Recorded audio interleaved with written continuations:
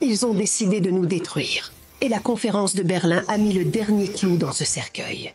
Alors, ils ont accordé à Djibouti la même souveraineté que les États-Unis. Ils ont accordé au Air Burundi la même souveraineté que la Chine. Ils ont accordé au Togo. Vous voyez, l'Union européenne se rend compte que les petits pays individuels ne peuvent pas survivre sur la scène mondiale. Aujourd'hui, nous allons lever le voile sur un système mis en place il y a plus de 135 ans.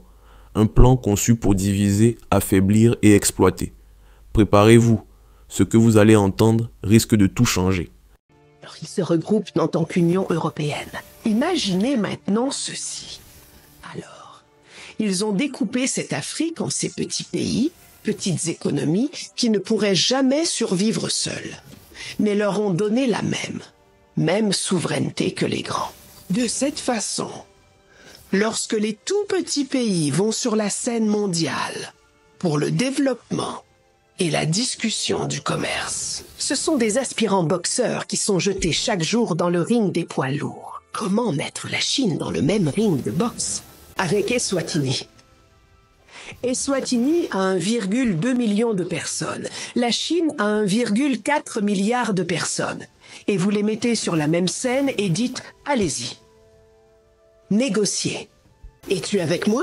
C'est de la folie au plus haut degré. Comment avons-nous permis à ce carnage de continuer? Quand l'Eswatini est jeté dans le même ring de boxe que la Chine et que l'Eswatini s'effondre avant même de monter sur la scène, le monde dit « Eswatini, qu'est-ce qui ne va pas avec vous? Pourquoi ne pouvez-vous pas prendre soin de votre peuple ?» Quand la Chine est arrivée et a dit « Eswatini, donne-moi tout ton or sinon. » Et si Eswatini n'accepte pas, ils vont juste à côté, au Lesotho, et donnent $1 de plus au Lesotho. Et si le Lesotho ne l'accepte pas, ils sautent simplement sur le Togo, la République centrafricaine. Tout était conçu ainsi. 1884. Ils ont fait autre chose en plus de nous découper. Ils ont également cherché à faire croire aux Africains que tout ce qui était africain était mauvais et indésirable. Et que tout ce qui était occidental, en particulier français et britannique, était plus désirable. Nous appelons cela l'héritage de la colonisation. Avant cela, ils avaient commencé longtemps à travailler sur les esclaves. Leur faire penser à tout à leur sujet. Oublier tout ce qui concerne l'Afrique. D'où vous venez est un endroit horrible, des gens malades et mourants, constamment en guerre avec eux-mêmes, non civilisés. Supprimez toute communication avec eux. Vous devez juste savoir ce que nous vous disons. Et cela, nous l'appelons l'héritage de l'esclavage. Alors c'est là que vous regardez où nous en sommes aujourd'hui. 135 ans plus tard, un système qui a été mis en place pour s'assurer que l'Afrique et ses enfants soient à jamais vaincus. Que l'Afrique soit à jamais exploitée, reste en place aujourd'hui, bien vivant. Et nous sommes ici, et nous nous demandons, pourquoi l'Afrique ne progresse-t-elle pas? Pourquoi continue-t-on à profiter de l'Afrique? Eh bien, je vais vous le dire très simplement. Jusqu'à ce que l'Afrique s'unisse, en tant que continent parlant d'une seule voix, un seul contenu, un seul peuple, rien, et je répète, rien ne va changer. En tant que petits pays africains individuels, nous sommes des boxeurs en herbe. Nous n'y arriverons jamais en luttant contre les poids lourds. Nous devons parler d'une seule voix. Et c'est exactement ce que nos leaders panafricains voulaient voir se réaliser en 1963, lorsqu'ils se sont réunis à Addis Abeba, en Éthiopie. Ils ont clairement déclaré que l'Afrique soit pour les Africains de l'intérieur et de l'extérieur, et que l'Union africaine était nulle. Ils ont dit que l'Afrique doit parler d'une seule voix. C'est le seul moyen pour l'Afrique de prendre sa place légitime sur la scène mondiale. Malheureusement, quand ils se sont rendus à Addis Abeba en 1963, ils étaient divisés. Nous avions deux factions, le groupe de Casablanca et le groupe de Monrovia. Le groupe de Casablanca disait que l'Afrique pour les Africains, chez eux et à l'étranger, et l'Union africaine maintenant.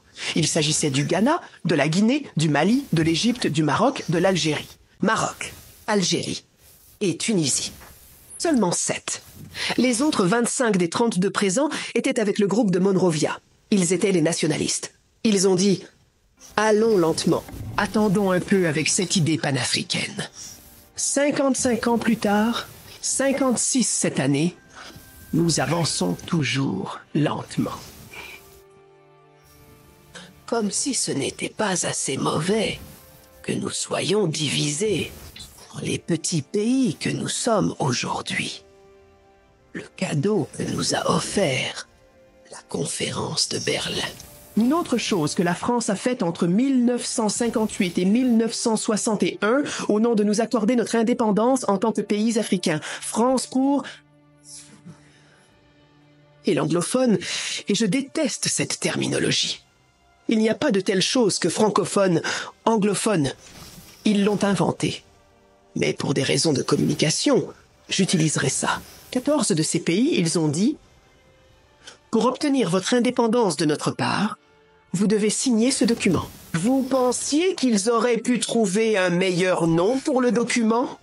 Le document s'appelait « Le pacte pour la continuité ».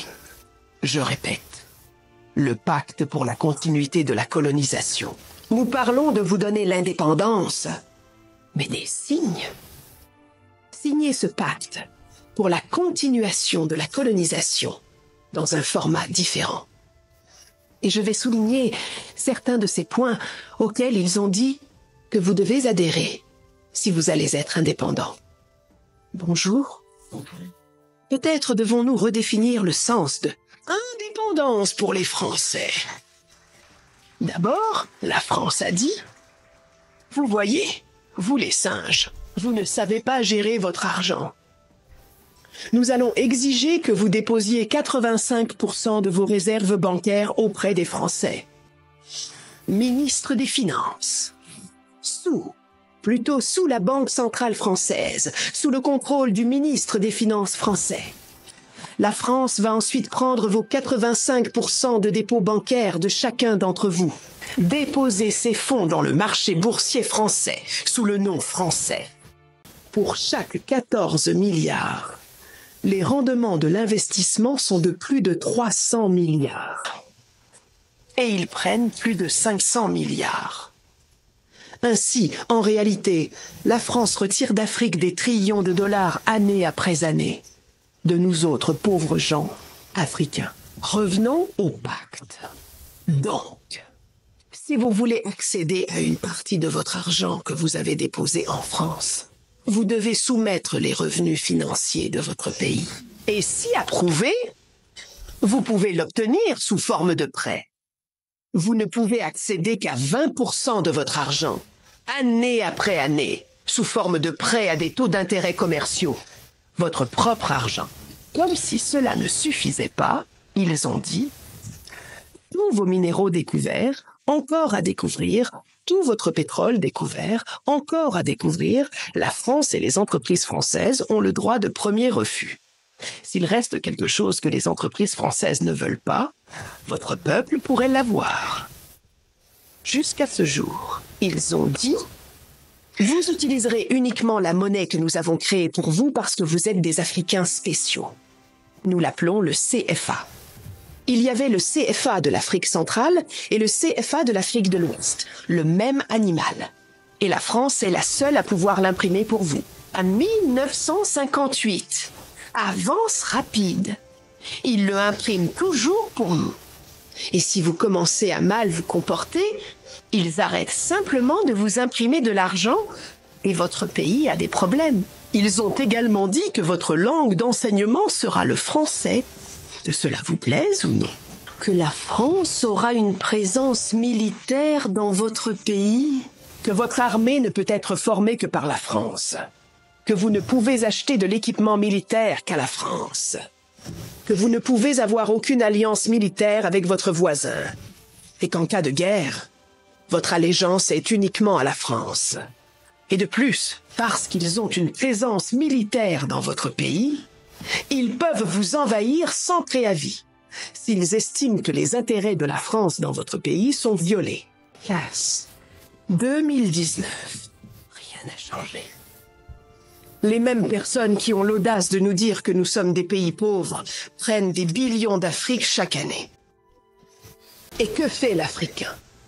Comme un homme noir obéissant et programmé, nous cédons simplement. Nous connaissons les faits, mais nous n'agissons pas. Maintenant, il faut dire que certaines des craintes sont réelles, parce que la France qui vous a vendu du matériel inférieur au leur, la France qui a formé votre armée pour être inférieure à leur armée, ils sont maintenant dans votre pays. Ils peuvent vous envahir. Ils ont la permission de le faire. Ils peuvent vous déstabiliser. Et alors, on pourrait dire, pourquoi les dirigeants africains n'ont-ils rien fait face à cette situation déplorable? Eh bien, laissez-moi vous dire, mon frère et ma sœur, ils ont essayé. Documenté à ce jour, 22 coups d'État, où les dirigeants ont été assassinés. La France y était pour quelque chose. Les 7 premiers, lorsqu'ils ont décidé de quitter le CFA et qu'ils allaient imprimer leur propre monnaie, ont été assassinés. Chaque fois qu'un leader africain a essayé de faire ce qui est le mieux pour son pays, il a été assassiné. La majorité d'entre eux avec l'aide de la France. C'est un fait connu. Et puis d'autres, c'était juste des mercenaires qui pensaient que lorsqu'une ressource naturelle était découverte dans un pays, ils voulaient créer un coup d'État. Donc, pendant que le pays est plongé dans une guerre civile, ils siphonnaient la ressource naturelle. Alors ils ont élaboré un plan pour organiser un coup d'État en Guinée équatoriale. Ainsi, pendant que les Guinéens sont occupés à se battre dans une guerre civile, ils siphonneraient le pétrole. Mais ils ont fait une erreur. Il y avait 2 avions. L'un devait partir d'Afrique du Sud, s'arrêter au Zimbabwe, prendre plus de pétrole. Des munitions en route pour chasser en Guinée équatoriale. Un autre avion décollait dans les Caraïbes avec cette marionnette de la diaspora qui devait être le prochain président. Mugabe se demandait pourquoi de si jeunes gens avaient besoin d'une munition aussi puissante pour aller chasser en Guinée équatoriale. En poursuivant ses recherches, il a découvert qu'il s'agissait d'un coup d'État en préparation. Il leur a permis d'atterrir à Zimbabwe. Ils ont chargé leur avion. Et juste avant le décollage, ils ont tous été arrêtés.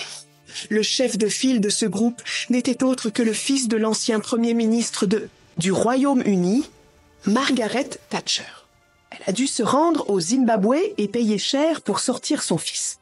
Le dernier de ces prisonniers a quitté le Zimbabwe il y a environ 6 ou 7 ans. Si ces jeunes avaient réussi, ça aurait été un autre coup d'État. Voilà. Les Africains, encore une fois, ils créent simplement de l'instabilité. Alors, quand vous entendez parler d'instabilité dans un pays africain, demandez-vous ce qui se passe vraiment. Parce que ce qu'ils vous disent ne représente qu'un leurre. Le vrai problème est ici. Et vous devez arrêter. Pas avant que vous ne commenciez à être utilisé comme un instrument de votre propre autodestruction. Naledi Pandor expose une réalité brutale. L'Afrique n'a jamais eu les moyens de lutter à armes égales sur la scène internationale. Fragmentée en micro-États, après la conférence de Berlin, elle se retrouve condamnée à négocier individuellement face aux géants économiques. Cette division n'est pas un accident de l'histoire, mais bien une stratégie pensée pour garantir une dépendance perpétuelle aux grandes puissances. Comment une nation de quelques millions d'habitants peut-elle rivaliser avec des mastodontes économiques comme la Chine ou les États-Unis? Cette question dérange, et pourtant, elle est essentielle pour comprendre les inégalités qui persistent encore aujourd'hui. Mais au-delà du constat, cette prise de parole est un appel à l'unité et à la réappropriation du destin africain. Il ne s'agit plus seulement de dénoncer les héritages de la colonisation et de l'esclavage, mais d'imaginer un avenir où les pays africains s'unissent, comme l'Europe l'a fait avec l'Union européenne. Loin d'être une fatalité, cette situation peut être renversée par une prise de conscience collective et une volonté politique forte. La question est donc simple. L'Afrique continuera-t-elle à jouer un rôle secondaire dans un système conçu pour la maintenir en arrière, ou prendra-t-elle enfin son destin en main?